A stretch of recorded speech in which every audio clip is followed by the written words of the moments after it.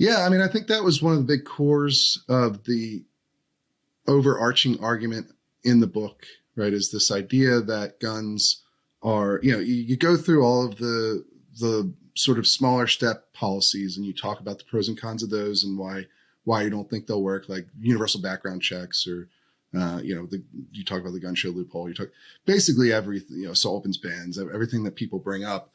You have a section on in this book. It really is pretty comprehensive, but I feel like it builds towards this basic idea of all right, well, down the line to the very end of this, if you go all the way down this slippery slope, right, we're getting to a point of guns are inherently bad. Just their existence is bad, and ultimately people want to try to just remove their existence as sort of the end goal for some activists who made this calculation. And your overarching argument is that's not true, right? That if you look at the estimates for how often guns are used for self-defense versus how often they're used for criminal acts, you actually see that guns are used more often in the United States for self-defense than they are for criminal acts. Can you talk a little bit about that? Because I feel like it's sort of the key linchpin that holds together a lot of what this book is arguing. Yeah, basically it's like, it's a net good. And so what I do is I go through and because they always like to cherry pick stats out of context and throw them at us. What I try to do is I try to look at the whole picture. They say, okay, we have X number of murders. We have X number of suicides. We have X number of gun crimes. Therefore, guns are bad. It's like, wait a second, though, but what you just had half the equation here. What about defensive gun uses? And so I cite a whole bunch of different works. And I found about 14 different studies that tried to estimate how often guns are used in self-defense. And the problem with estimating this is the vast majority of the time there's no shots fired. But, there's been a lot of good work done on this. I cite John Lott extensively in this chapter because he's done a lot of work on this. He's an economist. I'm sure most of your regular viewers know him. Yeah. But I go through and I compare these things. And when you actually make it an apples and apples comparison, defensive gun use is a huge net win. So even if you take the lowest possible estimated numbers from the people who absolutely hate guns, they want guns off the street, and they will lie, cheat, and steal to accomplish their goals. They say, there's this many defensive gun uses. Well, murders are still down here. Gun crimes, shootings, still down here. But then if you take the other studies, like the more honest studies, the regular studies, and you average them out, the actual number is orders of magnitude greater. Because basically in our giant, vast, diverse country, we'll get 250 million people spread out over or 1/3 of a billion people spread out over thousands of miles. Every single day in America, there are events where bad people try to do something and a good guy with a gun stops them. And most of the time, no shots are fired.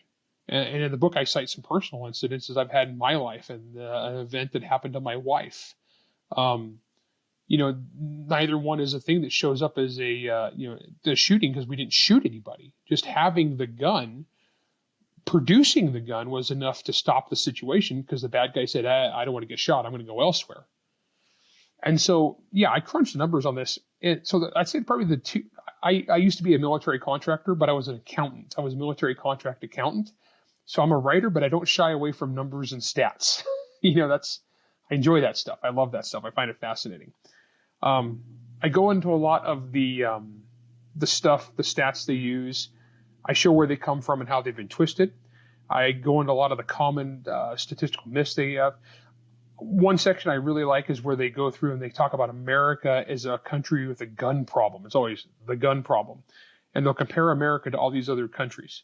Mm-hmm. But if you actually delve into it and you look at the countries that they compare America to, they almost always compare us to something that's not in any way, shape, or form the same. It's like, okay, you have more gun crime per capita than Denmark. Okay, Denmark is a perfectly homogeneous Nordic nation that has the population of Los Angeles County. Right. But they don't compare America to any cultural or historical analogs. And then when they do, they only go guns, but they always leave out violence. So I look at England, I look at Australia, and so we have less shootings, but then let's get into murders. stabbings, rape, assault, property crime. And all of a sudden the story changes. And then on the shootings thing, it's actually interesting. Well, another thing I discovered is on the stats that other countries lie their butts off. Because I'm going through these stats from various countries about how violent they are. And they always like to say this, well, America is the 79th most dangerous country in America. Or I'm sorry, 79th most dangerous country in the world. But then you start looking at some of the countries that are ahead of us as being safer. And Sierra Leone is safer than us. Honduras is safer than us. And I'm like, I'm a little suspicious of some of these numbers. And then it's got stuff like China. The giant nation of China with 1 billion people has no murders. No one ever gets murdered in China. It was fascinating to look at the numbers. Like, oh, China, the whole entire nation of China, it's such a peaceful place that no one ever gets killed there. And so yes, international statistics are always always going to be pretty questionable to some degree, right? Even among peer nations, right? Yep. High income nations, you can still get wildly different ways of measuring. And then you talk about this in the book, to your credit. There's wildly different ways of measuring each one of these kinds of crimes.